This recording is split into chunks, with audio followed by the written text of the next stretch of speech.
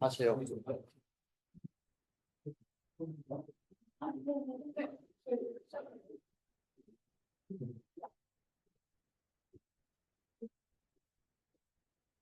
The status quo development is taking place in various regions because many people want to live in a place where transportation is convenient and they can enjoy various cultural lives.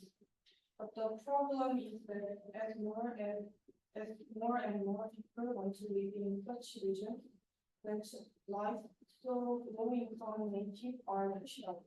This phenomenon is gentrification. To address this, we should actively prevent gentrification. We expect that it will improve the quality of life of local natives. We at the alternative, we have two arguments which are protection of natives with residential stability and easing social and economic inequality. My first argument is protection of natives' residential stability. If residential stability is not protected, natives may be under psychological pressure and stress because they have to leave the area where their friends, schools, and jobs were due to increased rents. A stable residential environment plays an important role in maintaining various social safety nets, such as education, health, and job for residents. Housing instability due to gentrification weakens the safety net and hinders the social and economic development of residents. If a stable residential environment is not guaranteed, residents can establish a sustainable living base. In addition, as natives migrate, solidarity and mutual support between neighbors may decrease, and conflict with new residents may occur, which leads between the sense of solidarity and community in the local community. My second argument is to ease social and economic inequality. If gentrification is actively prevented, existing residents will leave and the wealthy will settle down anew. Accordingly, the infrastructure benefits of the region can be enjoyed equally. This can ease the economic gap according to income level. In addition, a society where various classes coexist provides opportunity for low-income residents to move socially upward. So social inequality can be eased by solving the inheritance of poverty. In conclusion, I've discussed two arguments which are protection of native financial stability and easing social and economic inequality. That's why we support actively preventing gentrification. Thanks for listening.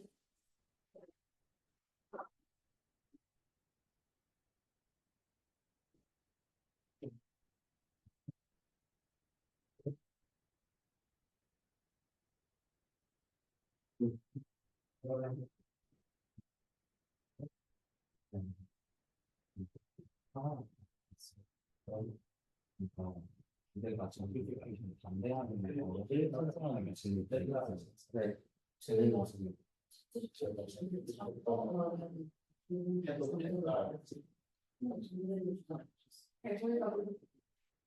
그러니까 때서는 안 된다를 찬성하셔야 때서는 안 된다를 minds right or minds for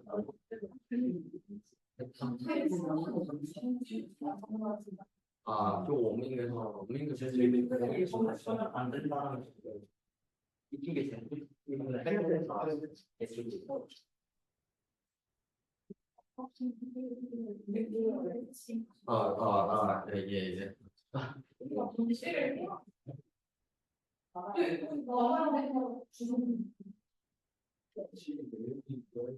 진짜 냄새가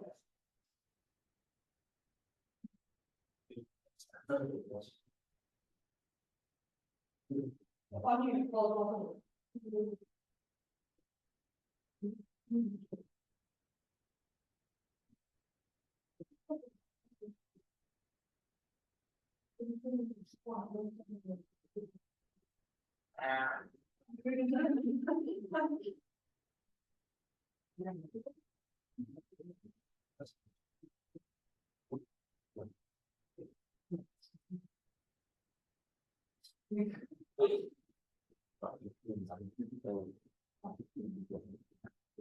Uh, so our stance is that status quo is sufficient and gentrification should be managed rather than actively prevented. Instead of preventing gentrification, we propose managing it to balance development and community preservation. To support this, we have three arguments, which are first is economic growth and revitalization. The second is enhanced quality of life. The third is sustainable development. But before I discuss my arguments, I'd like to rebut the previous speaker. The previous speaker said that gentrification displaces long-time residents and small business, eroding community culture and diversity.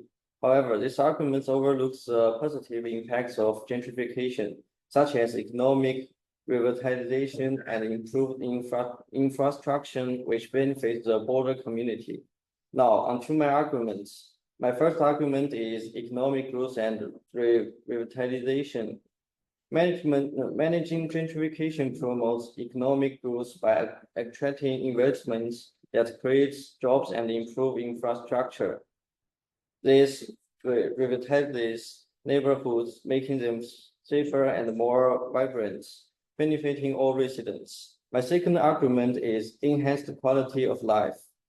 Properly managed gentrification improves the quality of life by upgrading amenities, service, and housing conditions. Mixed income developments ensure that low-income residents can benefit from these improvements without displacement.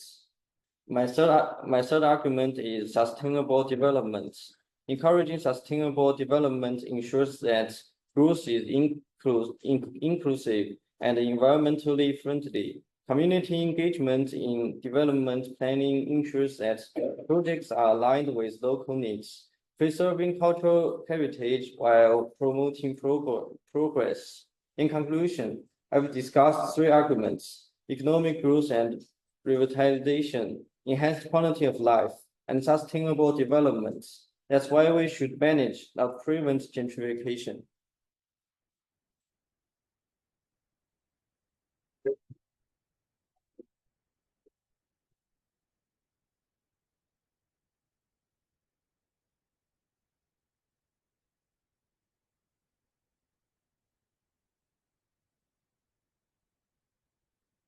Third argument we have is cultural diversity. As gentrification occurs, the existing low-income residents live in the influx of middle-class and above-class people due to the development of underdeveloped areas in the city, and rising economic value can lead to a decrease in cultural diversity.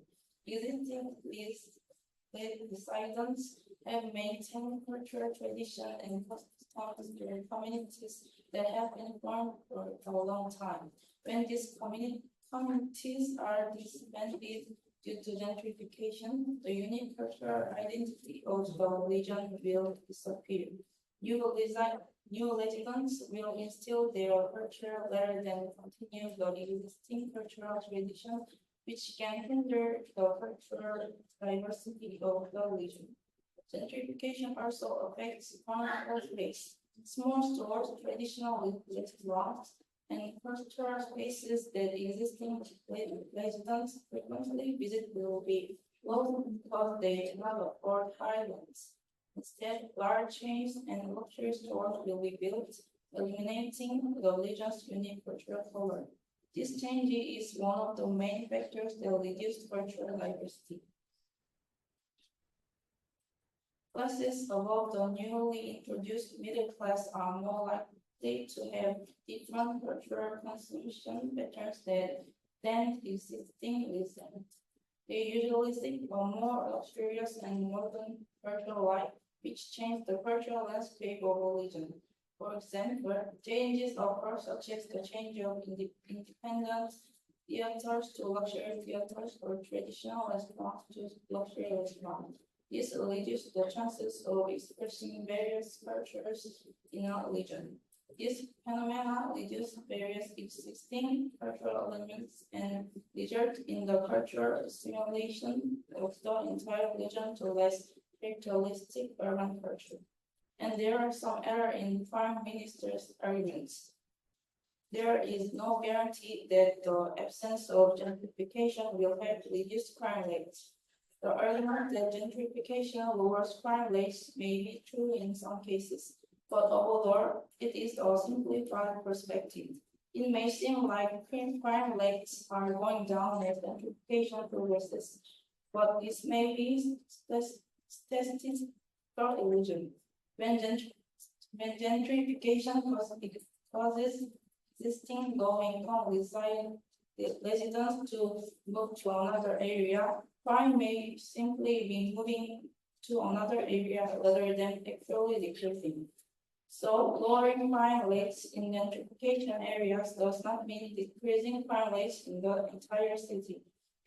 In addition, there is a possibility that the crime reporting rate will increase as residents of the middle class or higher growing. Minor crimes are often not reported in areas where gentrification has not occurred. When new residents after gentrification can accurately report minor incidents. This means that the number of reported crimes can increase, even though the actual crime rate has not increased. Furthermore, social tensions and conflicts arise from the process of gentrification can trigger new forms of crime. This contempt and anger may arise in the process of ousting existing residents. And antisocial behavior or crime may arise from conflicts between existing residents.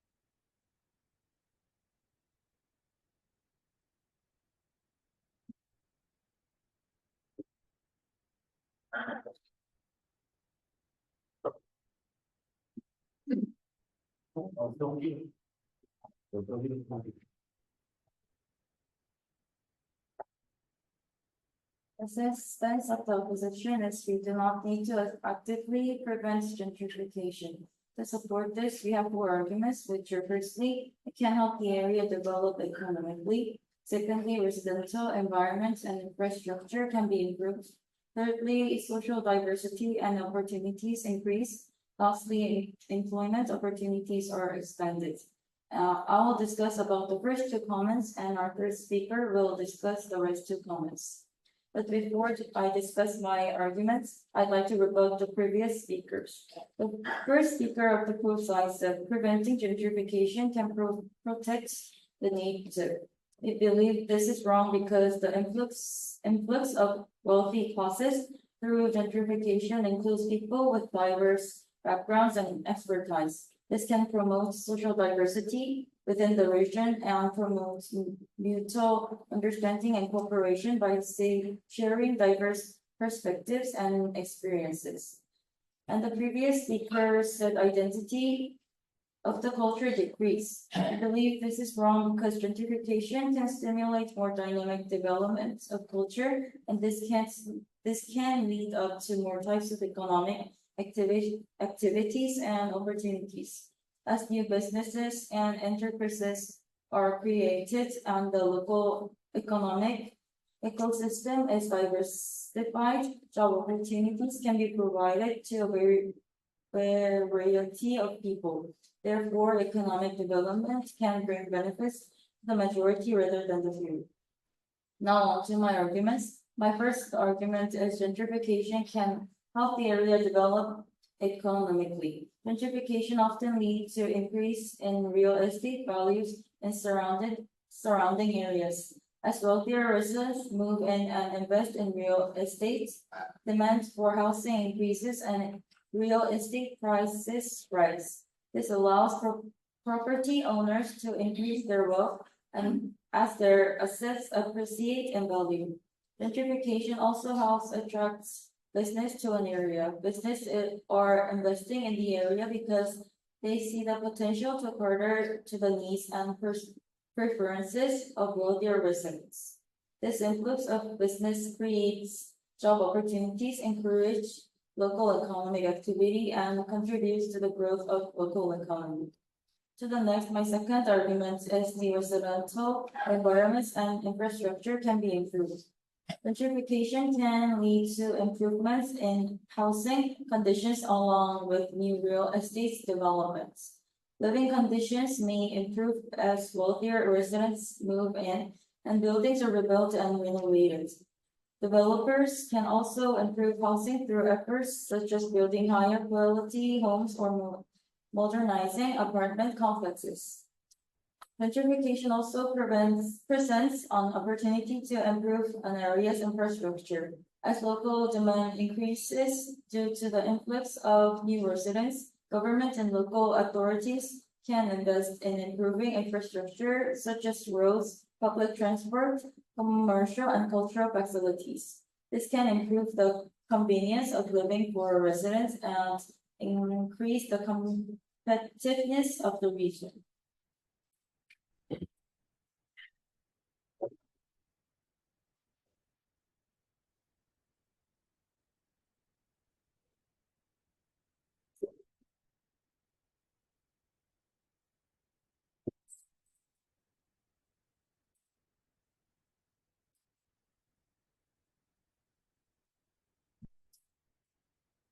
Finally, let's delve even deeper into complexities of the discourse surrounding gentrification and our questioning of policy against it.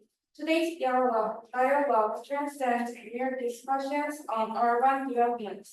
It delves into the very essence of justice, community solidarity, and societal structure.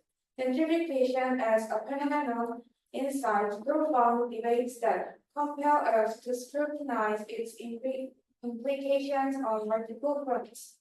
At the heart of this discourse lie two pivotal conflicts. The profound impact of gentrification on local communities and its far-reaching economic ramifications. First and foremost, let's unpack the ramifications of gentrification on local communities. It's crucial to recognize that gentrification often heralds the erosion of local culture and heritage, driven solely by economic motives. As affluent newcomers flock to revitalized neighborhoods, long-standing residents often belonging to marginalized socio-economic backgrounds are forcibly displaced, rupturing the social fabric and extinguish the vibrant tapestry of community identity. In response, our advocacy vehemently champions proactive measures aimed at thwarting such displacement. We advocate for the implementation of robust policies, including affordable housing initiatives, stringent teenage protections, and vivid preservation efforts aimed at safeguarding community heritage. However, our stance faces staunch opposition from those who argue that gentrification is indispensable catalyst for economic progress and social infrastructure enhancement. They contend that the influx of investment and affluent residents inject vitality into the dilapidated neighborhoods, paving the way for economic revitalization. Yet this argument fails to acknowledge the possibility of pursuing inclusive development. Economic advancement is pursued in tandem with the preservation of community cohesion and cultural integrity. In stark contrast, opponents advocating for unrelated market forces to dictate development territories. However, history has repeatedly underscored the inherent flaws of such unfettered capitalism, which often exacerbates inequality and perpetuates systematic injustice. In summation, that discourse on gentrification impels us to reconcile the preservation of community spirit with the pursuit of economic prosperity. While opponents may assert that the inevitability of gentrification in the urban landscape, our advocacy basically asserts the implications of actively combating it. Our vision for urban development strengthens near economic gain. It encapsulates fervent commitments to preserving community values, fostering inclusive growth, and engendering a future where justice and solidarity reign supreme. This comprehensive approach not only addresses the immediate challenges posed by gentrification, but also lays the groundwork for a more equitable and sustainable urban future where the needs and aspirations of our residents are duly acknowledged and respected. Thank you for listening.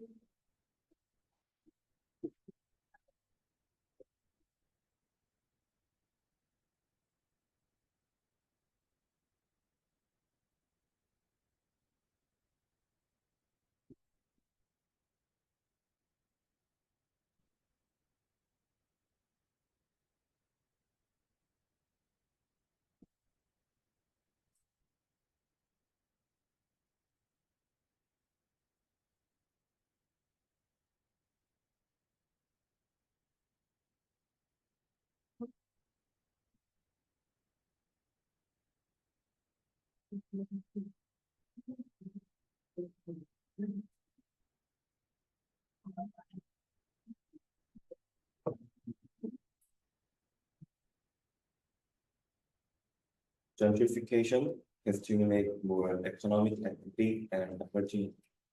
As new business and enterprises are created and the local economic ecosystem is diversified, job opportunities can be provided to a variety of people. Therefore, economic development can bring benefits to the majority rather than the few. Then employment opportunities are expanded. Gentrification can create new business and enterprises in an area. With the influx of wealthy residents, new service business, shops, restaurants, and cafes will pop up in the area, which can provide new job opportunities. For example, an influx of wealthy residents may lead on expansions of luxury service and related industries in the region. It can include fields such as art, design, culture, entertainment, and hospitality, which can provide new job opportunities for people working in these fields. So social diversity and opportunities increase.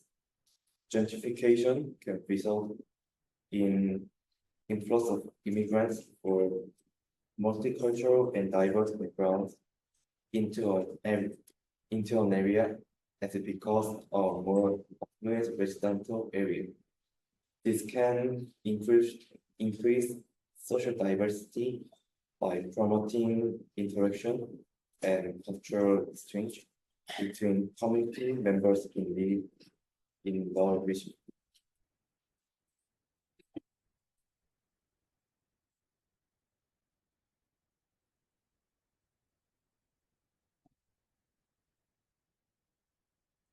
In today's debate, we representing the opposition have substantially upheld the stance of maintaining of the status quo and propose the confrontational suggestion to allow market forces to continue shaping urban development.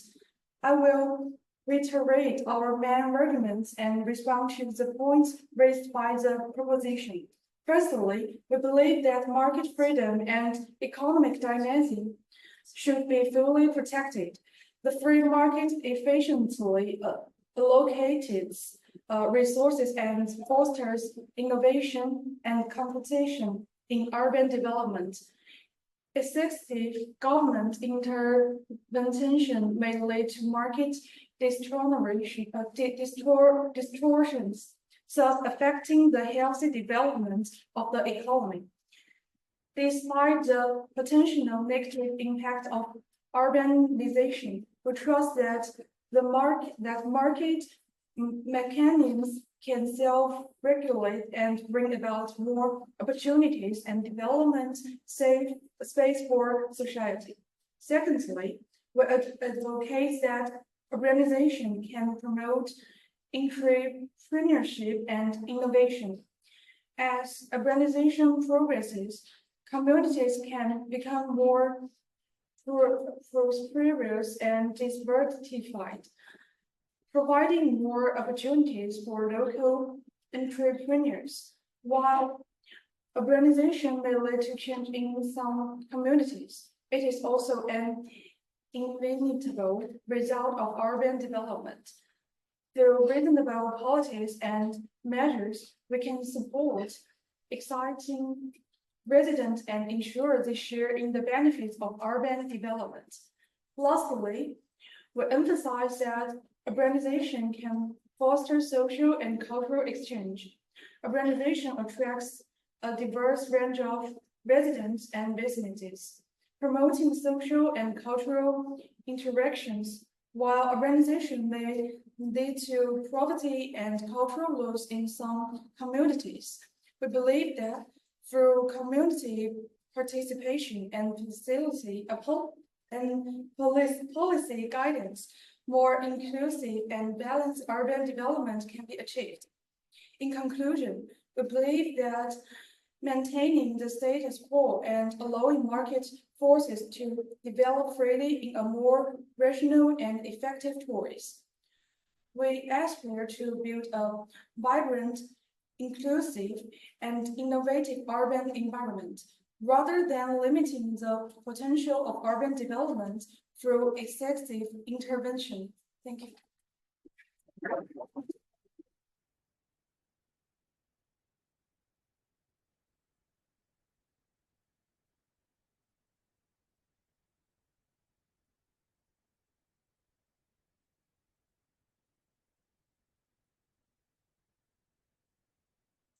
Centers on a critical issue, a comparison between actively preventing gentrification and allowing it to proceed naturally. To summarize this debate, I found three main arguments: gravity on zero, adaptability, social and economic inequality, and cultural diversity.